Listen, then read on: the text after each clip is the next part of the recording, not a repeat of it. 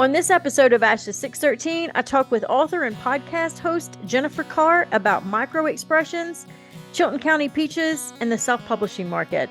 Stay tuned to hear Jennifer talk about what it feels like to be on the other side of a podcast mic, and she tells us about her Christian fiction book series, No Matter What.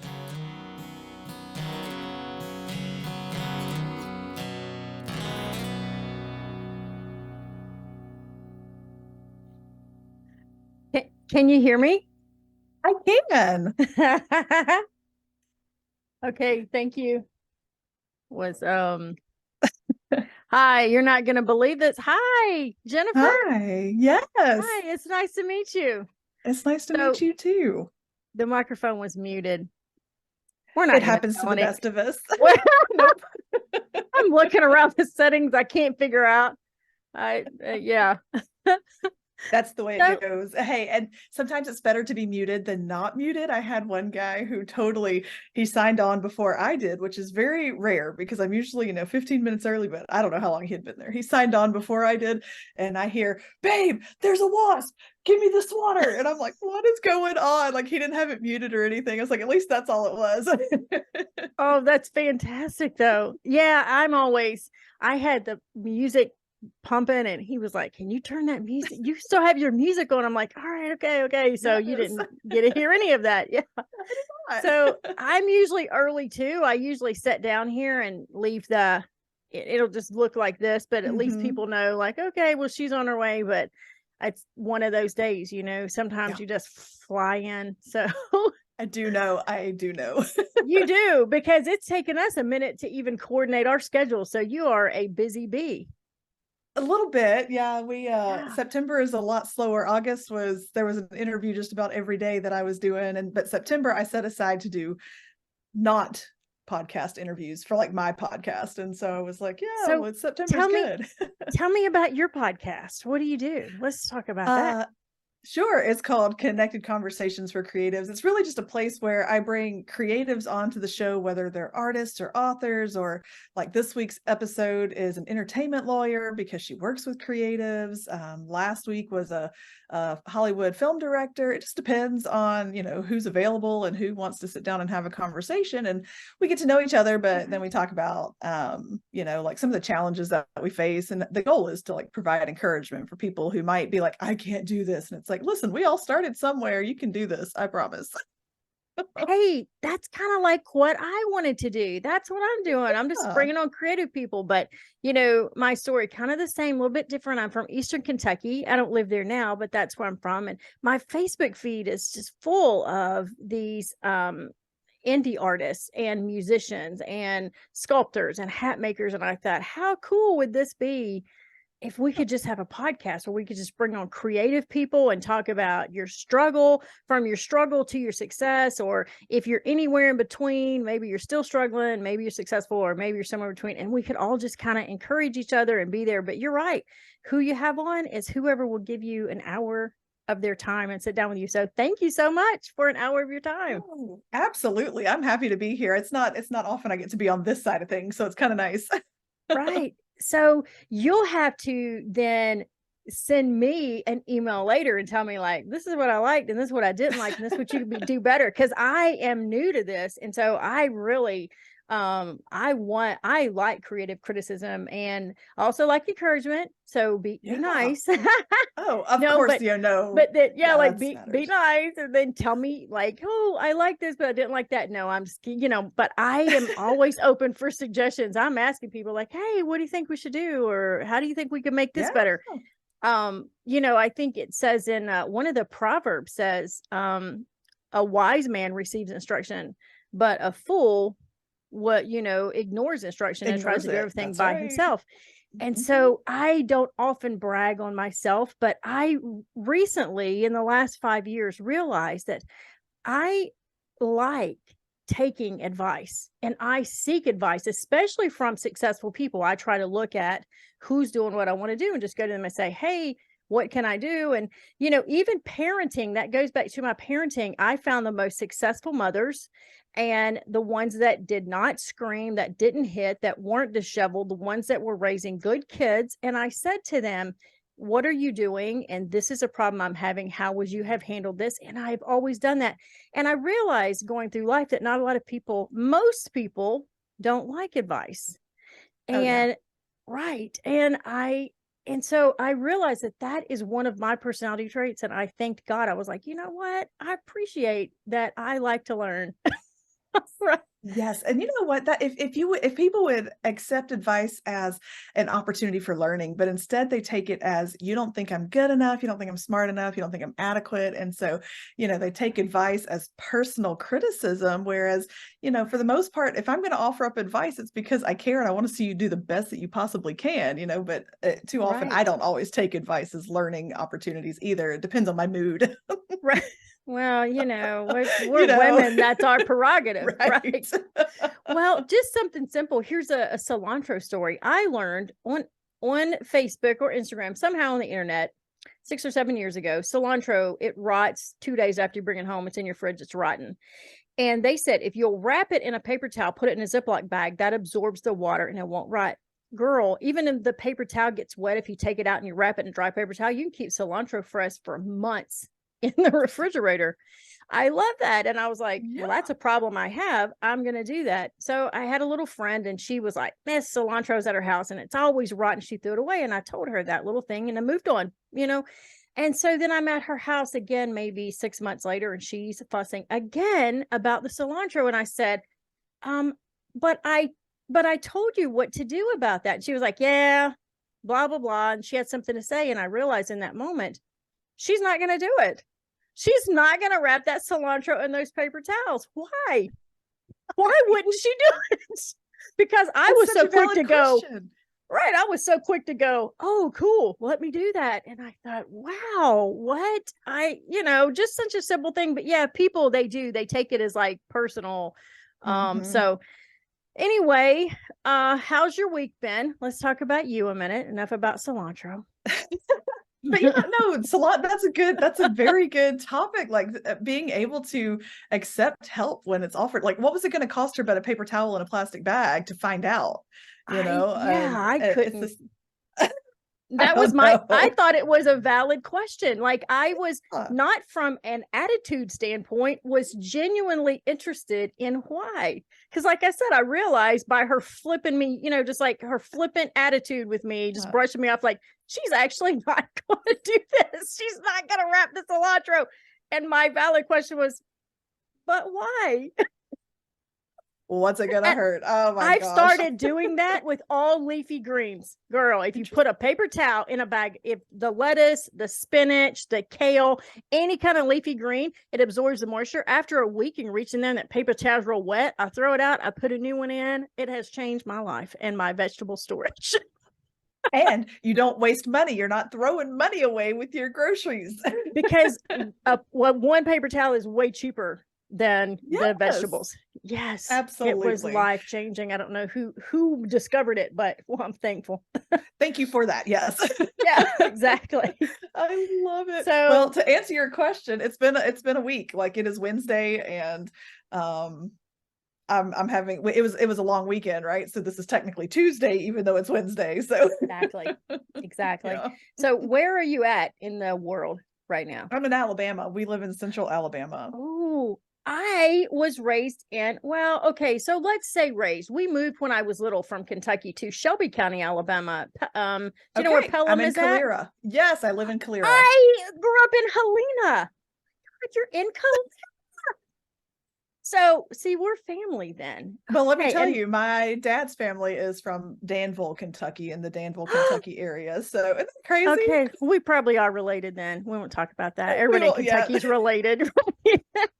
We don't talk about that side of the family. We don't talk about, right. That's the Kentucky side. We're all related. I had Renata Riley on. She's this world famous chef and found out she's from like where I'm from. I'm like, oh, we're related. She said, I hope we are.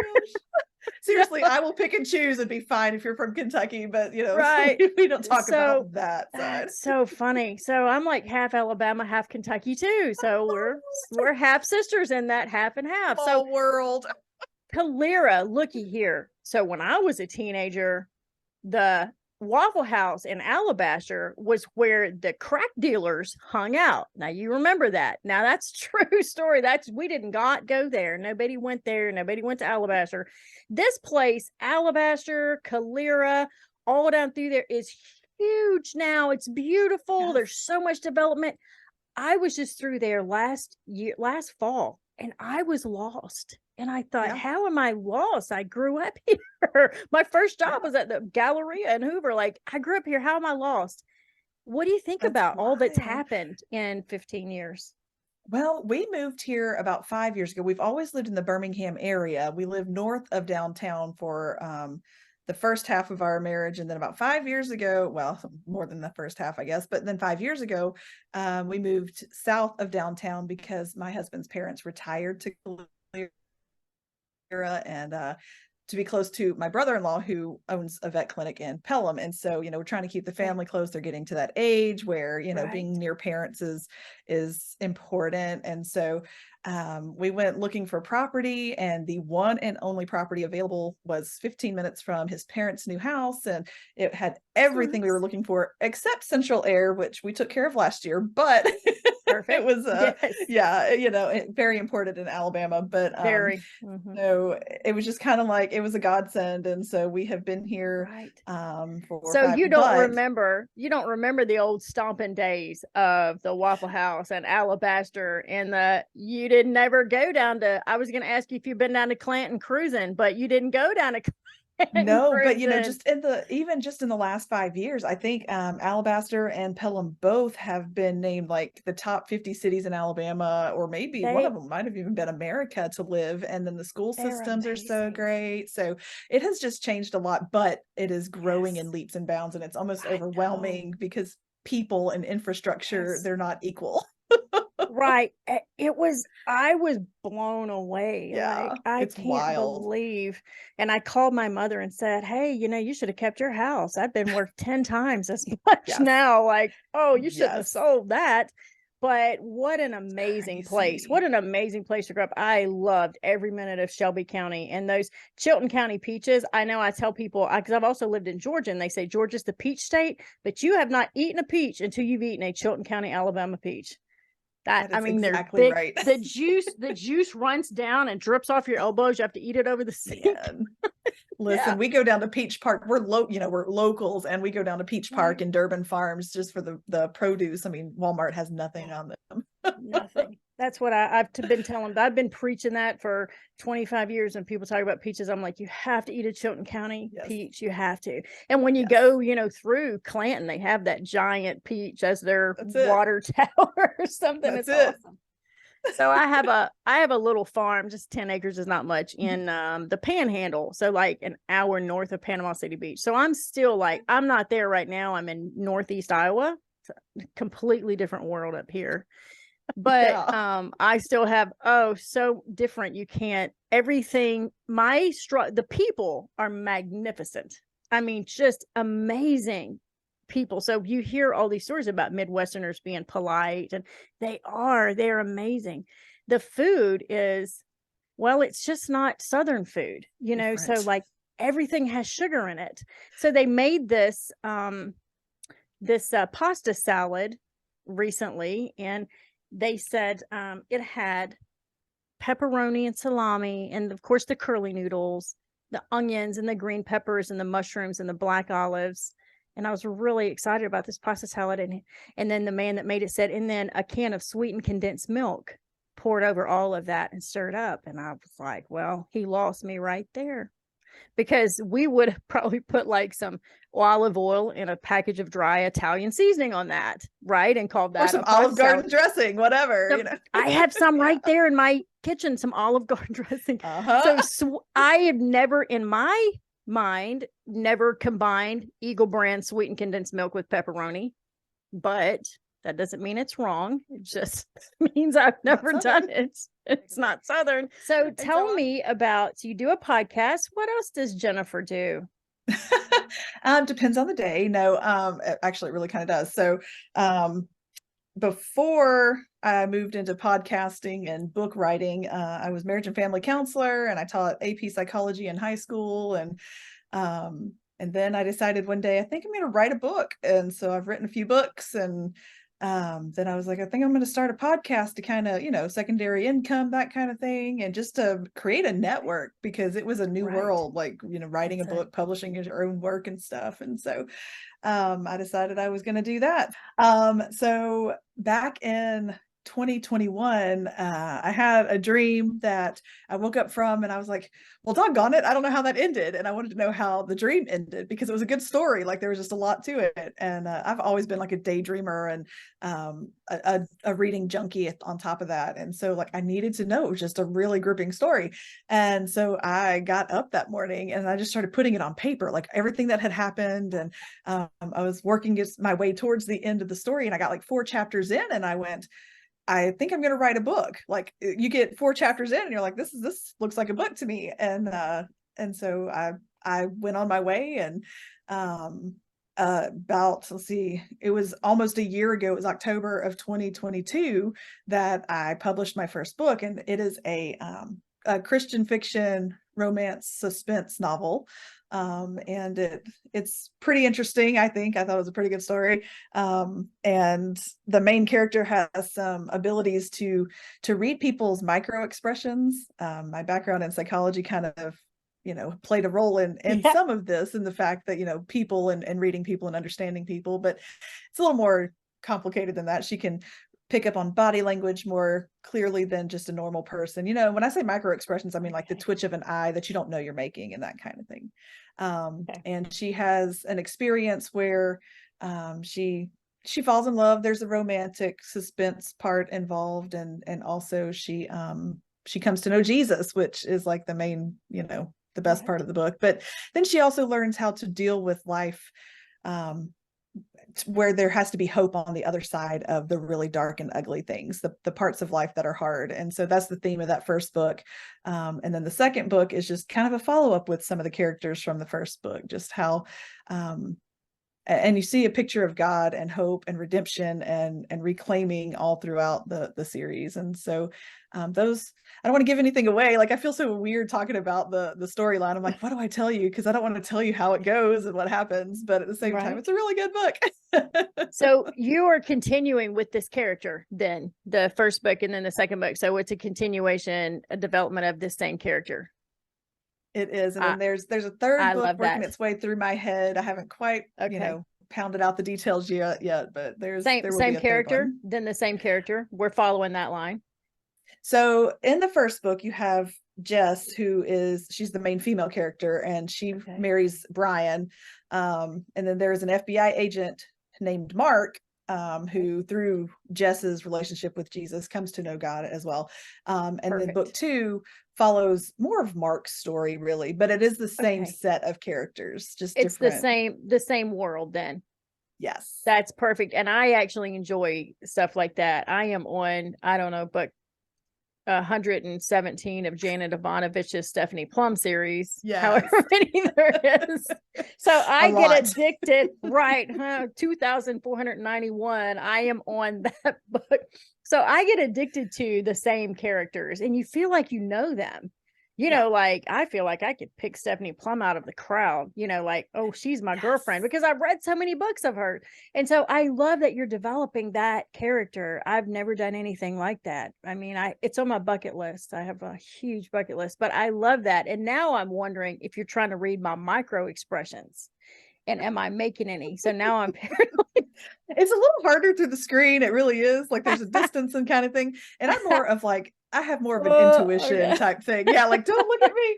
Are my eyes twitching? Oh no. I try not to read people if there's not a reason to. I can pick up on emotions. I can pick up on, just attitudes, that kind of thing. But I don't really read the micro expressions like the character does. But I do have an intuition that I use. Especially, it comes in handy when you're counseling people. So, Have you always had that? Do you find that you've always kind of been intuitive? I mean, like, even when you were growing up, is that kind of? Yes, I could usually tell you what was gonna not like tell you what was gonna happen, but I could tell you how somebody would react to something before they did. One of my favorite stories to tell, and I was an adult when this happened, but we met a man.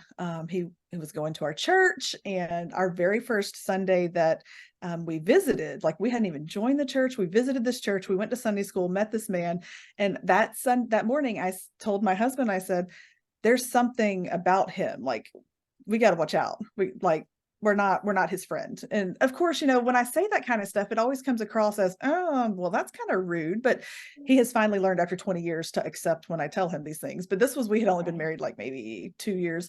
And he was like, what? And I was like, just trust me, like there is something there. And 2 years later, he was under church discipline for some pretty bad behavior that involved several other families. And now he's a Buddhist living in the woods somewhere, but there was some things. Turn Buddhist and move to the woods. I know, like it was a drastic swing, but it was just kind of like there was some misbehavior that he dragged other people into anyway. But it's one of those things that I guess maybe my spirit talks to other people or feels other people's spirits. I don't know. It's very strange. I'm thankful for the gift on the one hand, but on the other hand, it's a lot. But yeah, I've always had that gift. So that's almost like a superpower, actually. I like to think it's more of like discernment, like a super discernment that God has blessed me or, burdened me with, whatever. It's a gift. So it's a gift of discernment. It sounds like a gift of discernment, which is one of the spiritual gifts, that sometimes gets misunderstood, a little misunderstood. It does. And I mean, it's a good one to have, though. We're all called to have discernment. Mine just is a little stronger sometimes. Right. Well, what does the Bible say? Be wise as a serpent, harmless as a dove. As a dove. Mm-hmm. Harmless as a dove. So, but I think people leave that last part out. Be wise as a serpent, harmless as a dove.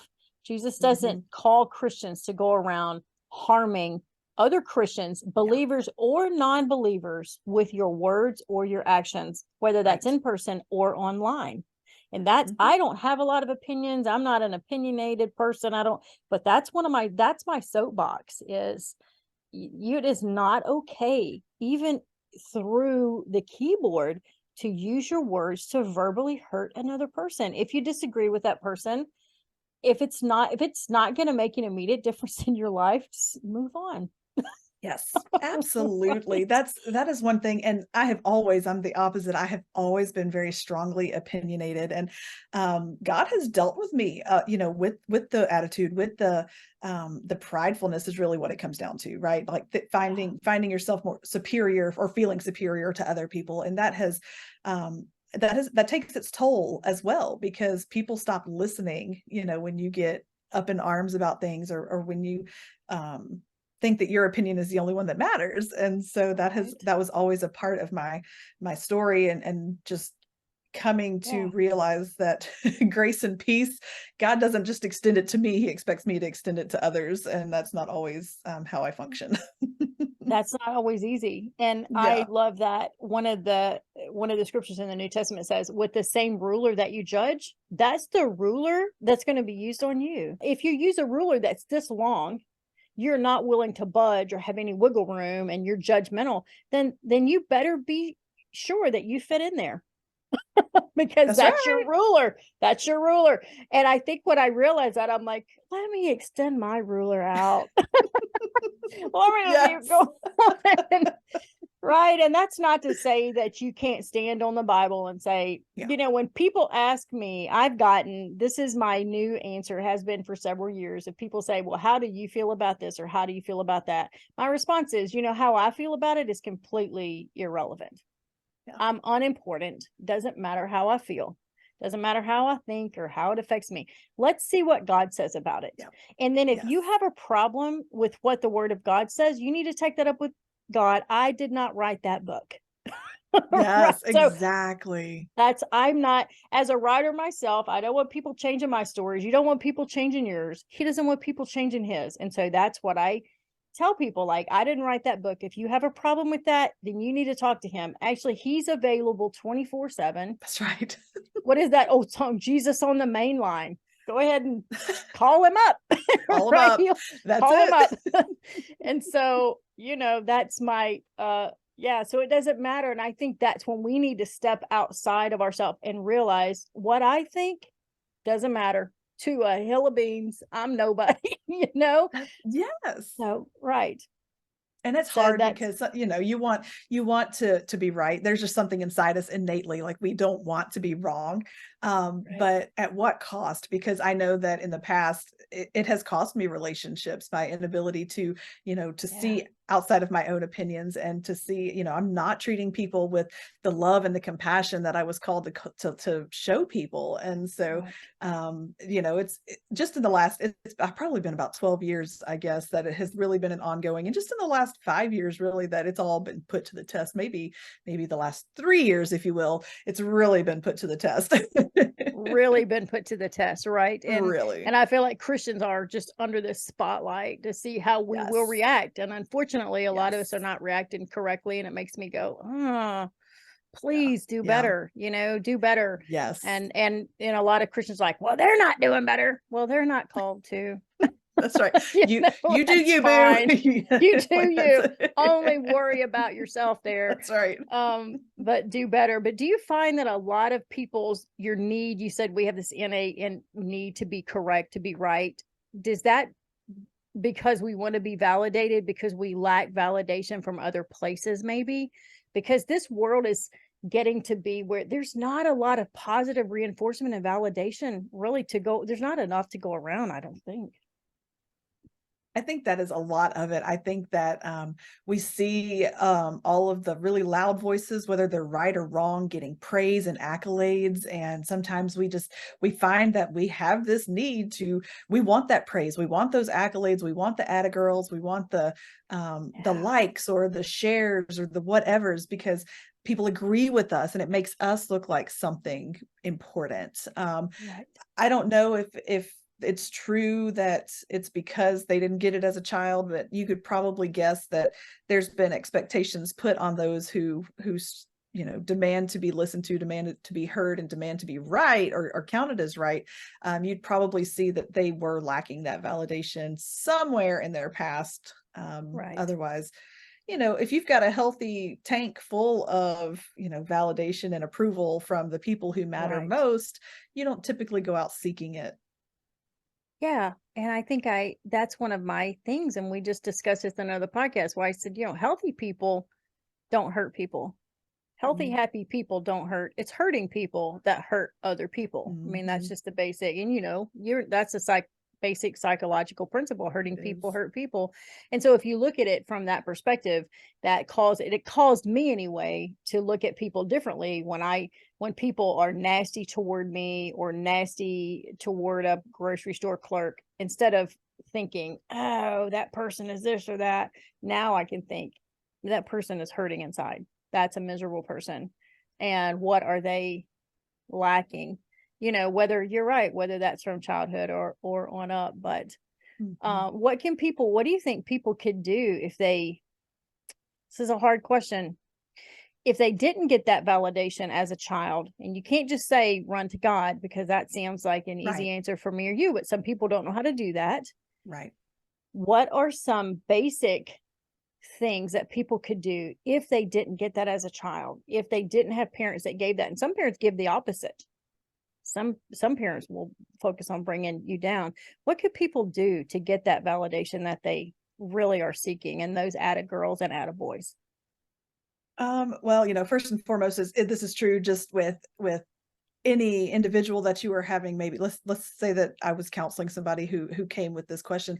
The first step is you have to acknowledge that this is a problem and that you are seeking validation because that's what you want. So first they have to acknowledge the fact that that's what they're after.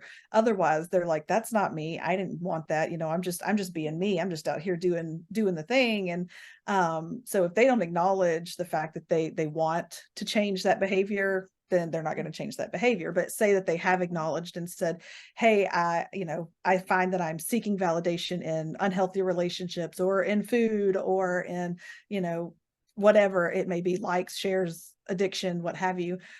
Because that's a lot of what addiction is seeking validation, of their own Yeah. feelings, saying, hey, I feel I want this and therefore I'm going to go get it. And it makes me feel. It's all about our Mm. feelings. I think that to encourage them to find a community to plug into, a healthy community, a support group, even that kind of thing, and start there and acknowledge what's lacking. Why am I seeking this validation? It's really hard to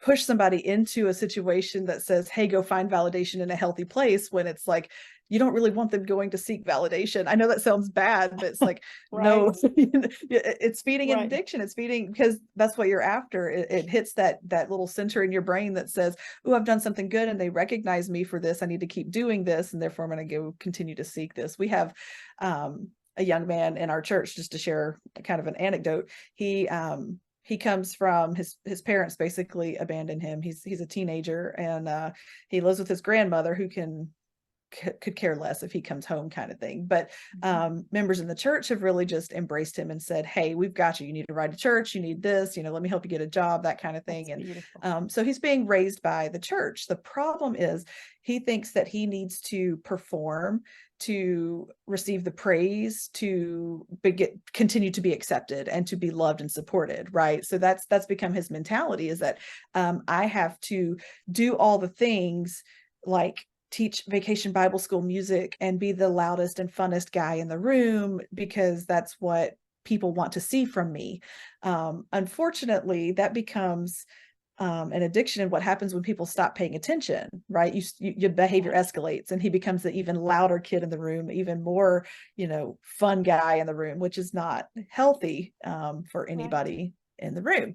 And so what we have tried to focus on, instead of saying, hey, bud, you're doing a great job, saying, bud, I really love how you are interacting with those kids and giving them someone to look up to, finding the characteristics inside of him that matter more than just saying, we like you because you're a fun guy, and so you have to surround yourself with people who are going to pull the best out in you and actually tell you what matters inside of you, as opposed to just saying, you're so awesome, Right. Yeah.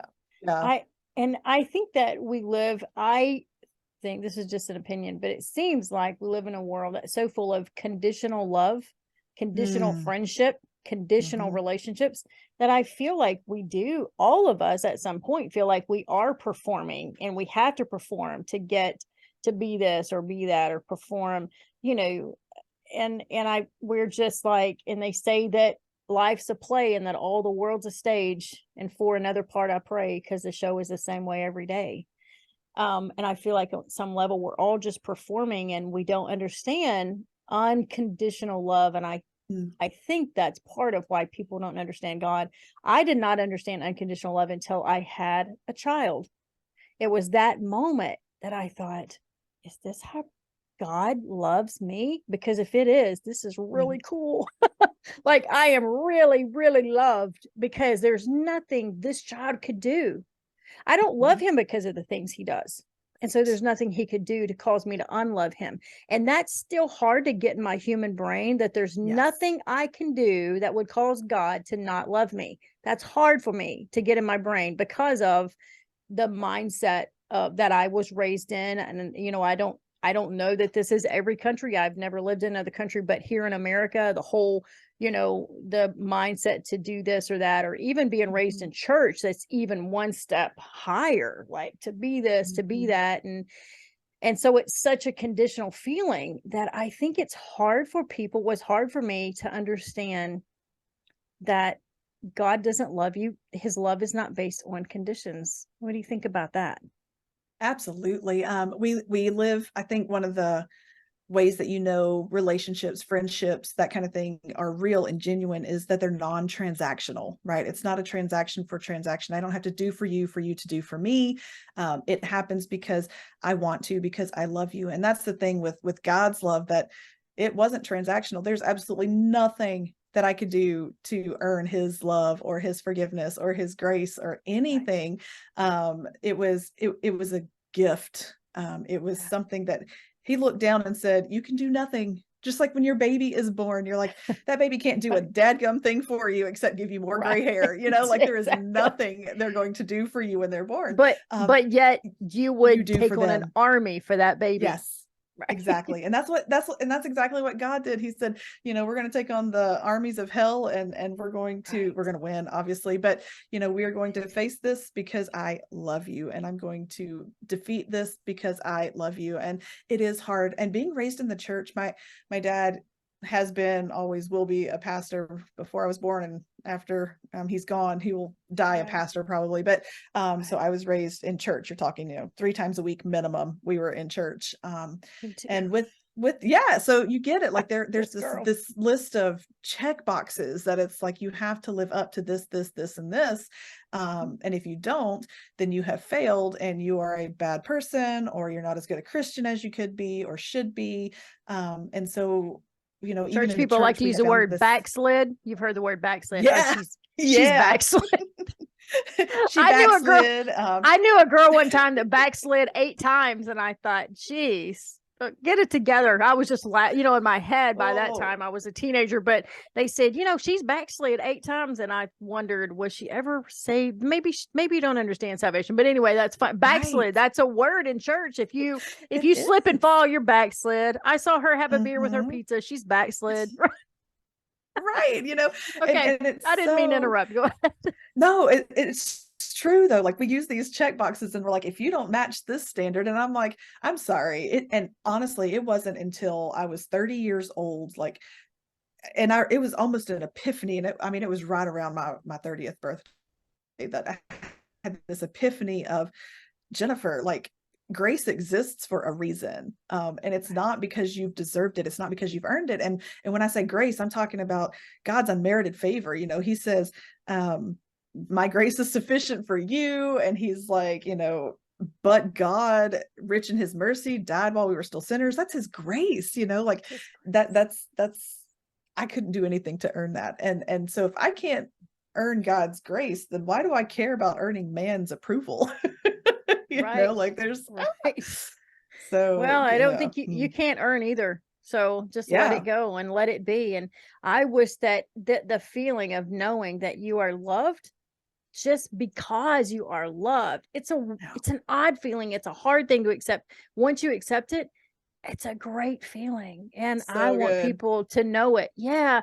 And that's what I try to tell people. Like, I want you to know Jesus, not because I think you're doing A, B, C, and D wrong, and I want you to change.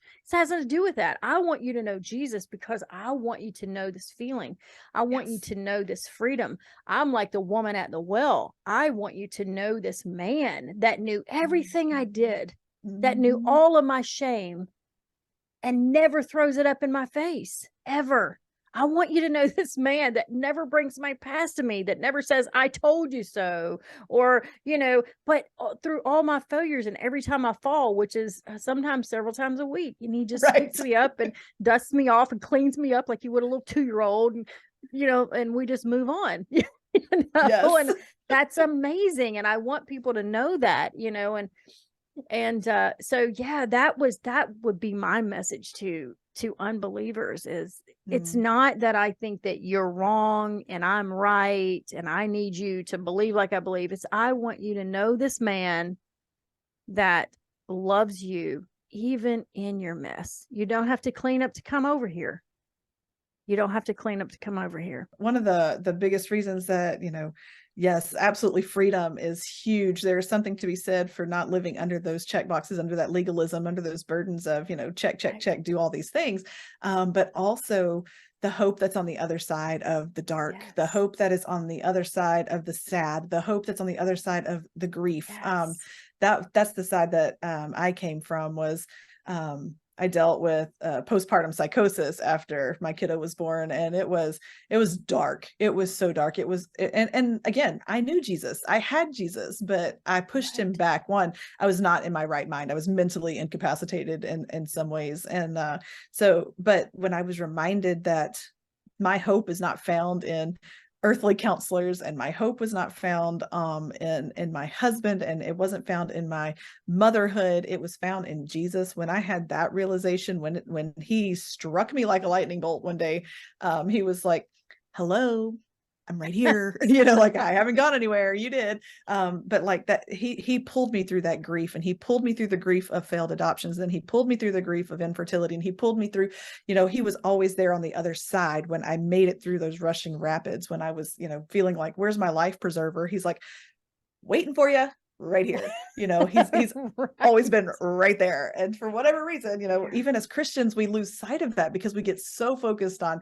me. I've got to do this on my own. And it's no, like his power is there. His grace is sufficient. He cares, you know, put them all on him, the kind of thing. And so yeah, between the freedom and the hope and everything in between, like that's why I want people to know who Jesus is, which is why I write what I write. You know, like, will all of my books be Christian fiction? Probably not, but the ones that specifically are, you were going to find the gospel all throughout. And you know, whether Now, it's through, yeah.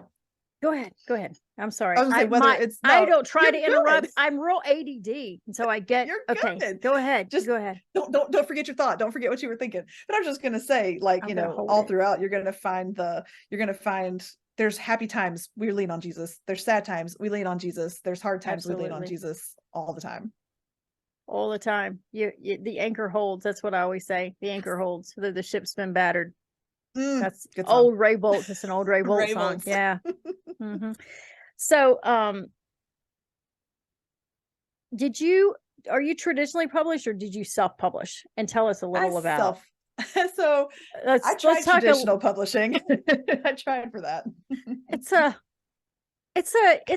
tricky game that people that are outside of this don't have any idea of, the ins and outs and the hoops you have to jump through and the red tape and the derrieres you may have to kiss. I mean, it's crazy. And but with self-publishing, that's traditional publishing, all the red hoops. Self-publishing, you don't have to do all those things, but it becomes a whole nother monster. Let's talk about that. What has been your experience, and what are you doing?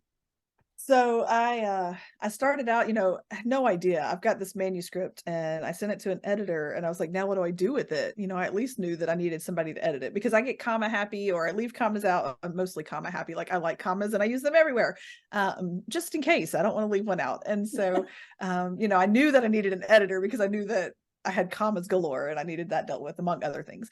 And so, after that, I was like, okay, so Google, what do I do now that I want to publish a book? And they're like, you find an agent. Okay, great. I need a list of agents. And so there was all of these agents listed, and I contacted all of them. It was close to 100 of them that, you know, and all of them ask for different things. It's not a streamlined process. You're just like constantly sending letters, and some of them want 3 pages and some of them want 3 chapters and some of them want this. And then the rejection letters start rolling in, and you're just like, oh man, I am not good at this. This is clearly not my calling. And you're like, I should just go bury myself under a rock. What am I doing? And then I had one agent, she was like, oh, interesting. Now send me this.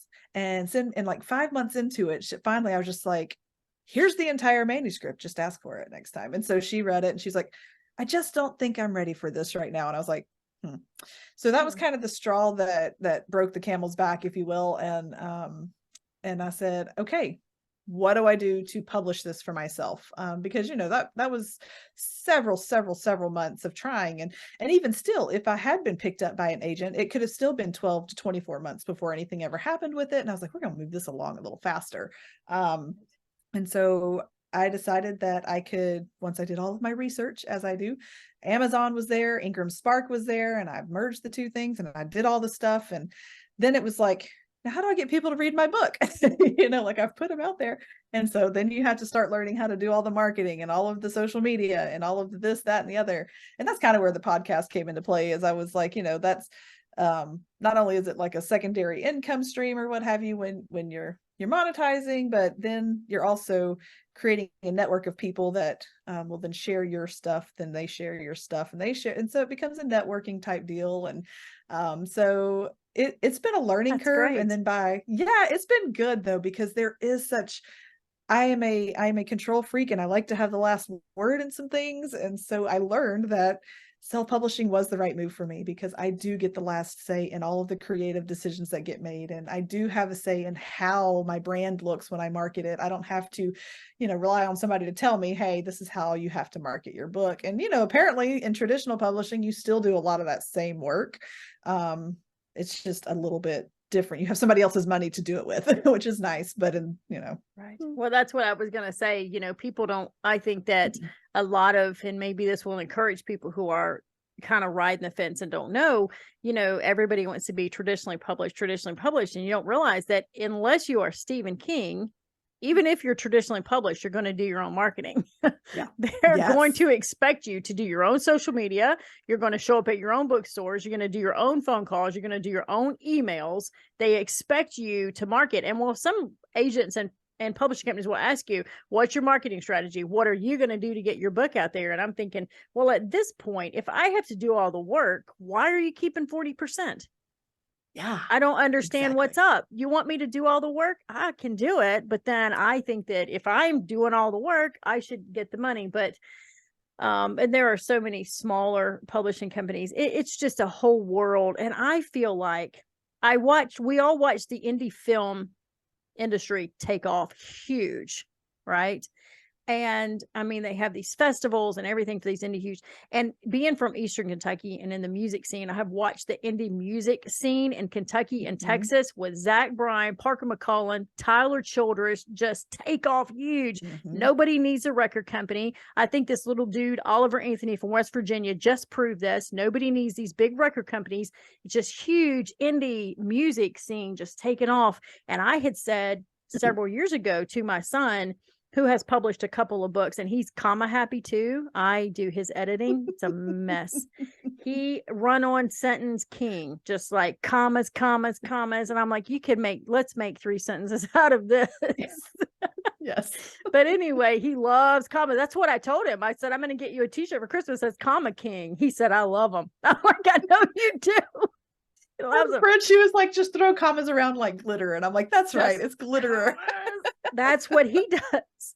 But anyway, so I told him several years ago when he was kind of facing the same thing, he had this manuscript and I said, I believe in my heart that we watch the indie film and indie music, indie books are next. So the publishing companies need to get it together. Heads up, we don't need them. We're not going to need them. They're almost obsolete anyway. And this indie book market is just fixing to blow up and be huge. And I'm so glad that you are on the first wave and he's on the first wave and you guys kind of know what to do. And so he actually started a publishing company called Scallywag Publishing, where he helps others know how to self-publish. And he helps people do that because a lot of people want to self-publish and have no idea how, because it is also its own little beast. You have to learn how to format, and you have to learn about Ingram, Spark, and Amazon, and all the different stuff and how to market. And so he has really done well with indie publishing too. And so I love to meet other and of course, I have had some people on that are traditionally published, and there's nothing wrong with that. There's nothing wrong with either. It's just whatever God leads you to. But I'm so glad to see that. I encouraged him kind of for one of the reasons, the same reason you said. I said, well, look here. I call him Bub, like, because I'm a hillbilly. So I said, look here, Bubba. If you do find a literary agent and you are traditionally published, you are going to lose a lot of these creative freedoms that you have over your characters. And he said, no, I'm not. They're not going to make me do anything I don't want to do. I said, they will. They're going to want the copyrights to this book. No, they're not getting it. And I said, okay, then I think for creative license and purposes, it depends on how much control you need to have over your world and your characters. Thank you. That sometimes indie is the best way to go, but I agree. And I think, there are so many in-betweens too. You have your small publishers that will also, they're kind of a hybrid publishing company. And I've talked to several owners of hybrid publishing companies over on the podcast where the author still has last say. They still have final control, but they help you move through the process. They have the editors, they have the cover designers, that kind of thing, but the author still has the final control over everything. So that's nice too. So there's an option. Yeah. And I think that's where he's heading with his, because he has a whole team of people, illustrators and editors and formatters. And he has spent years creating this team that are just so good. And he just helps people kind of move along, but he's not trying to control any of your creative content. He's literally just there. So yeah, that hybrid publisher, that's kind of where his heart was at and kind of what he does too. So there are, those too where, and then you don't even have to have, of course, we looked into buying like some book printing presses and being able to print the books here, like in a warehouse or close to us or office space, but it was just cheaper to actually even outsource that.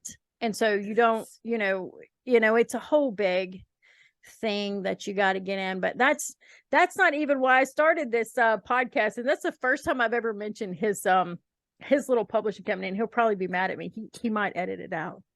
No, I think it's a good thing. I think it's something that indie authors need to know is an option, because sometimes it is overwhelming trying to do it all yourself, especially like I have the flexibility of working from home. Not everybody can work from home. They have to go to work, and that's 8 hours of your day away from. And sometimes, you want to focus on the writing and you want somebody else to help you through the other stuff. And that is huge. That's important. That's why I do what I do, is to help create that network for creatives to say, hey, there are people there willing to walk alongside you. Let's build a community, let's build a tribe, so that you're not stuck doing it by yourself.